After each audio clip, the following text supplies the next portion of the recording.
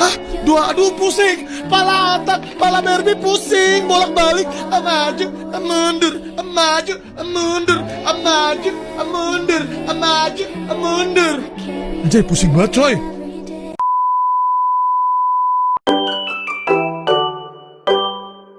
Assalamualaikum warahmatullahi wabarakatuh. Halo semuanya, perkenalkan nama saya Setia Danya. Dan pada kesempatan kali ini saya akan mempresentasikan video tugas dengan tema sejarah dakwah Islam di Nusantara. Semoga video ini dapat memberikan informasi pemahaman yang bermanfaat. Setiap hal-hal besar berawal dari ide sederhana. Saya ingin mengajak kalian untuk mengenal lebih dalam tentang sejarah dakwah Islam di Nusantara. Mari kita memulai perjalanannya bersama. Baik, di sini saya akan menjelaskan sejarah dakwah Islam di Nusantara. Masuk ke pendahuluan.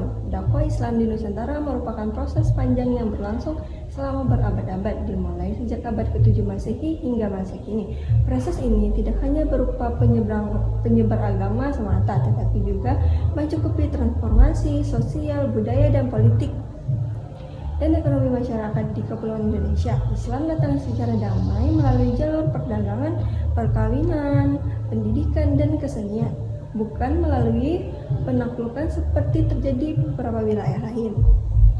Terus masuk ke awal masuknya Islam ke Nusantara.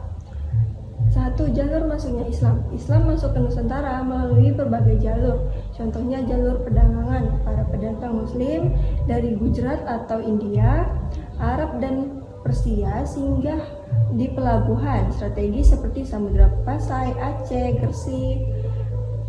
Mereka ingin hanya berdagang, tetapi juga menyebarkan agama Islam melalui hubungan sosial dan kejujuran dalam berniaga.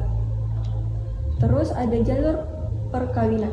Banyak pedagang Muslim menikah dengan wanita setempat. Dari perkawinan itu lahirlah keluarga Muslim yang menjadi cikal bakal penyebar Islam di daerah tersebut.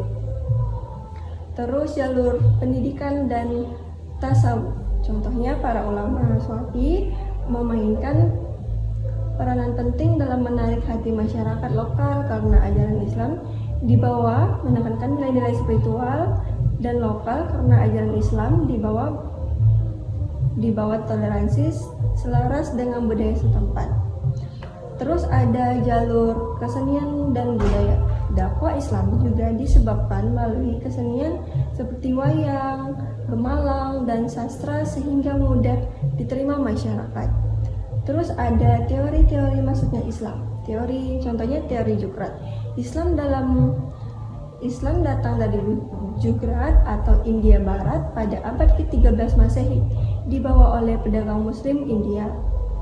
Terus ada teori Arab, contohnya langsung datang dari Arab atau Timur Tengah sejak abad ke-7 Masehi, dibawa oleh pedagang ulama. Terus ada teori Persia. Islam datang dari Persia dibuktikan dengan pengaruh budaya dan tradisi seperti perayaan 10 Muharram atau Tabuik atau Tabut. Terus masuk ke teori Cina. Contohnya Islam datang dari pedagang Muslim Tiongkok yang sudah memeluk Islam. Terus ada 3 proses dakwah dan penyebaran Islam. Contohnya ada dakwah di Sumatera. Sumatera menjadi pintu gerbang pertama masuknya Islam. Terus kerajaan Samudra Pasai abad ke-13 Masehi di Aceh menjadi kerajaan Islam pertama di Nusantara. Ulama seperti Syekh Ismail Hamzah Fansuri dan Nurdin Ar-Rani berperan penting dalam penyebaran ajaran Islam di tasawuf di kawasan ini. Dari Aceh, Islam menyebar dan ke arah Minangkabau, Riau, Jambi, dan sekitarnya. Terus ada dakwah di Jawa. Islam memulai berkembang pesat di Jawa pada abad ke-15 Masehi melalui peran Wasingo atau 9 wali. 9 walinya nih ada Sunan Gresik yang biasa disebut sebagai Maulana Malik Ibrahim. Terus ada Sunan Ampel, Sunan Bonang, Sunan Derajat, Sunan Kudus, Sunan Giri, Sunan Muria, Sunan Gunung Jati, dan Sunan Kalijaga. Terus ada para wali ini berdakwah dengan pendekatan budaya menggunakan yang gemala, arsitektur, masjid, dan seni sastra. Mereka mengislamkan masyarakat Jawa dengan cara damai, tidak memaksa dan menyesuaikan dengan kearifan lokal.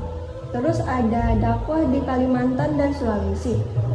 Di Kalimantan, dakwah mulai di daerah pesisir seperti Banjarmasin dan Kutai, dibawa oleh para ulama dan pedagang dari Jawa dan Sumatera. Di Sulawesi, Islam berkembang pada pesat setelah Raja Goa dan Talo atau Sultan Aludin merupakan Islam.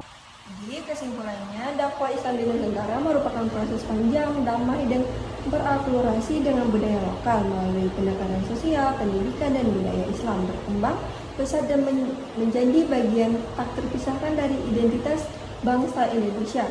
Nilai Islam seperti keadilan, persaudaraan, dan toleransi menjadi pasar kehidupan masyarakat hingga sekarang. Setiap langkah kecil membawa perubahan besar. Mari kita belajar, berproses, dan berkembang bersama. Sekian video dari saya. Semoga bisa memberikan manfaat dan inspirasi buat kalian semua. Jangan lupa untuk terus belajar dan semangat berkarya. Demikian video tugas yang dapat saya sampaikan. Wassalamualaikum warahmatullahi wabarakatuh. Bye-bye.